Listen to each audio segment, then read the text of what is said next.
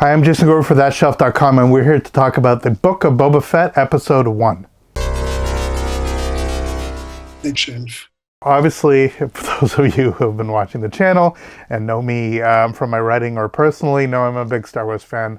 Born in 72, when Star Wars came out in 77. It was the perfect age for it. Absolutely there to embrace the entire world and the sort of crazy constellations of characters that surround it. And those of you, many of you are aware, the introduction of this amazing character with the T-shaped helmet became something almost legendary immediately. We didn't even really understand why. It was a mail-away character. We just saw him as a touch of the future. Remember, when we saw Star Wars, none of us thought that we were going to get sort of additional storylines here. We just sort of got the first film, and that's what it was. I was young enough to not expect sequels, as it were. So Boba Fett was a touch of something that was to come. I don't believe I saw the animated holiday special at the time. I'm pretty sure I would have not seen it, actually.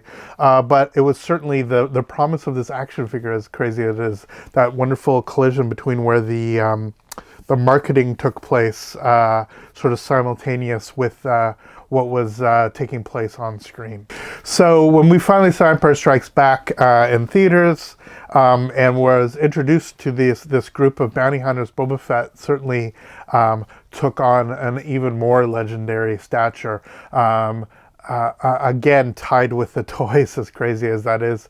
There's something so iconic. It really was a gateway in many ways for me for the iconography of a particular Western character. Obviously, you have this, those of you who know such things know that Ben Burt actually used spurs and the other Foley guys used spurs as he walked. He's very much in keeping with the Clint Eastwood Man with No Name character, a very particular kind of Western anti-hero that brought that whole notion of the space Western to life. It's so funny, when I was younger and I would hear Star Wars talked about a space Western, I never really got it, I have to admit. I just saw the sort of trappings of what I thought of as sci-fi, the laser bolts, the spaceships and stuff like that. But obviously, growing up, learning about the Kurosawa influences, learning about how all those elements work, that you sort of go from this sort of space opera to samurai to straight up Western iconography. It's this really interesting collision of the type of characters and the characteristics of these elements. When Mandalorian came out, I was really enthralled about how they did it. I'm a big fan of a lot of that show and what it plays with, much less to do with the Grogu storyline and even where that storyline went, but the whole notion of taking stuff we know and sort of going sideways with it. I never really needed the television shows to do essentially what the prequels and sequels did, which is tell the sort of small universe stories, those characters that we already know. I thought it would be interesting to go in a completely different direction, to sort of tangentially deal with that stuff rather than explicitly. And I find much more interesting the things that expand the general Star Wars storyline than sort of make it feel that all the puzzle pieces need to sort of be rearranged and recontextualized. That being said, the whole notion of the Mandalorian storyline continuing with having these sort of guest stars showing up and having essentially spin-offs isn't sort of a terrible idea, and one of the most explicit that we're doing now is Boba Fett. Now, this is not the first time we've seen an iconic character come back to life. And look, it happens all the time in bloody comic book movies that these people who are dead suddenly reappear. But nor is this the first reappearance of Boba Fett. That's happened all kinds of other iterations of the storyline. But I was slightly trepidatious about how they played out. I'm not the biggest fan of Solo. I know that when Maul came back, it had already been done in the Clone Wars. Filoni and co had already sort of done that and laid the groundwork for it. Boba Fett, for me, just it was an interesting enough character, and I was totally fine that character was not coming back. There's lots of deaths that take place in Star Wars that they can absolutely be final. We seem to be sort of in these storylines finding new ways of bringing back everybody, up to and including the Emperor, for that matter. So I wasn't, and I'm continuing to not be as super excited about something like Boba Fett than I was about something like Mandalorian. And that's a very sort of perhaps subtle thing to parse about one learning something that's tangentially touching upon the stuff that I know, but is essentially totally new versus something that's expanded something that we already have pretty firm ideas and a grasp of, even if the character was on screen only for 6 or 7 minutes or something like that over 2 films. Um, that being said, having a chance to actually, I say this over 2 films, technically Boba Fett over 3 films because there's a very brief moments in episode 2. I will say this: one thing that I'm actually really sort of energized, for lack of a better word, is that they're not shying away whatsoever in any ways of episodes 1, 2, and 3. And I know so many people want to simply erase those, but in some ways, the sort of greater storyline, the greater sort of texture surrounding the Star Wars storyline is aided intensely by what sort of took place in 1, 2, 3, and 4, 5, sort of leading into and 6, and what's leading into these storylines, particularly Boba Fett. So I'm quite gratified to see that. Those of you who watched the first episode have seen Robert Rodriguez's take on this. Jon Favreau wrote the script. I'm, again, ambivalent about a lot of the stuff Rodriguez does. Sometimes it really works, sometimes it doesn't. The way he shoots action sometimes doesn't necessarily work for me, and I think that sort of speaks in this particular episode. But all the character stuff I really loved. I love the idea of him just sort of chilling in the back of the tank, trying to get better, and having these flashbacks, this essentially PTSD of what transpired before. We very quickly learned what happened inside that Sarlacc pit, and we've always had ideas about what would actually happen once the character actually sort of fell into that, of how he would actually survive. It's a pretty interesting way of doing it, and it's in some ways pretty matter of fact. It's like once it's sort of spelled out this way, it's like, oh yeah, that sort of almost makes sense.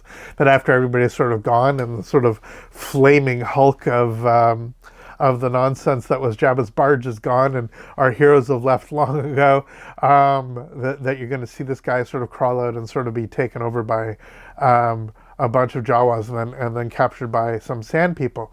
Now again, the sort of humanization of the Tusken Raiders is also super interesting.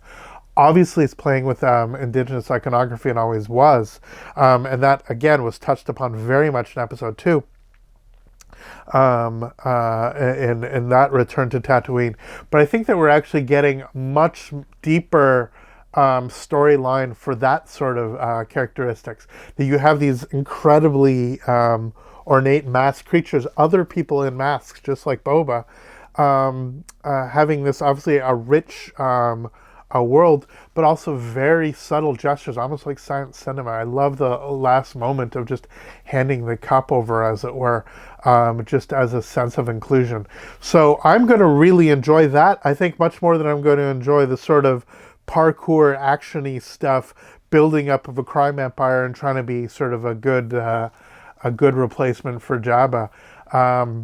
It's some of that earlier storyline that I'm actually much more intrigued about how they play out. But definitely by being able to go back and forth, by doing the Godfather 2 thing of a crime lord, of showing the sort of some of the initial stages and going for that. It'll be interesting to see if they actually go further back. Obviously, we have Timon Morrison, but we have those clips of a young Boba there holding the helmet of Jango. It'll be interesting in how far they go back. Whether Daniel Logan's actually going to start making appearances in the show, and we're going to have sort of a young Boba Fett leading towards him actually getting into when he became a full-on bounty hunter, and dealing with all of those elements. So there's certainly rich storyline here to do, not just sort of as adult Boba, but also as adolescent Boba, of incorporating these two Māori actors in interesting ways. Visually, I think it works pretty well. We're starting to feel a little bit of some of the limitations of some of the way they shoot some of this stuff. Some of the night scenes were particularly I mean, in some ways they're very elegantly shot, and the others you sort of feel like they didn't really go out in the desert and shoot some of this stuff, which is, I guess, part and parcel of what we have to do. The scope of this is definitely much more intimate than we've seen. There's not a lot of sort of grand space stuff, but you know, as it goes along, I'm very interested to see what they'll actually take place. So, consider me somebody who was mildly skeptical about how this show would work, and from the first episode, it has enough elements that are sort of definitely keeping me interesting. Let's give a shout out to Matt Berry doing a voice of EV-99, the torture droid. I like the idea of the Gamorrean guards that show up, and they're sort of, should we execute them, but they've already shown and demonstrated that they've had a certain loyalty to whomever's in charge. That'll be interesting to see how that all plays out. Again, and I like that more than I like revisiting Jabba's palace itself, the empty Jabba's palace. It feels a little sort of vacant as it is now, a little bit more like a set funny when it's less populated it is. I really like that they went in to the sort of casino club, and we had a much more rich jazz version of the Cantina theme sort of playing along. It's nice to see the sort of, it's almost as if Herbie Hancock went and did sort of a cover version of the pop song that we were used to from the original Star Wars Cantina. Little tiny Star Wars-y moments of that I think are quite enjoyable, and we'll see how it all plays out. There we go. There's our look at the first chapter of the Book of Boba Fett, Stranger in a Strange Land. Please subscribe. Please follow us on social media. I'll try to do this for a bunch of the episodes, looking back about how the stuff actually works. If you have any comments of what you thought of the show, please let us know below, and we will see you next video. All the best. Take care.